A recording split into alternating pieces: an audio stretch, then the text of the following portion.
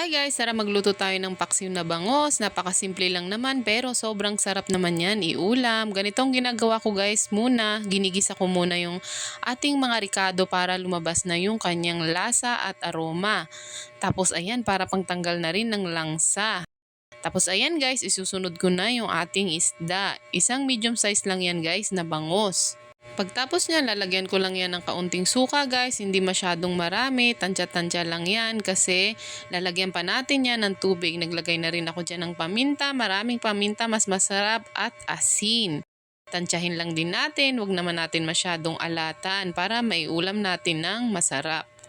Pagkatapos ay maglalagay din ako ng kaunting asukal. Nilalagyan ko talaga yung aking paksiw guys ng asukal para lumabas yung kanyang asim at alat lasa yan. Tapos magdadagdag ako ng tubig. Tapos alam nyo ba guys, ayan o, alam nyo yung laman loob guys, yung atay ng bangus or liver. Yan, masarap yan guys. Napakayaman yan sa omega fatty acid na kailangan din ng ating katawan.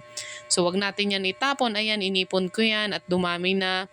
Fresh naman yan guys kasi nakapreserve naman yan sa freezer. Binabad ko lang yan sa onting suka at paminta at asin. Tapos yan, isasama na natin yan bago maluto.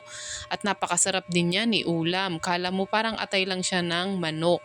Thanks for watching. Follow for more.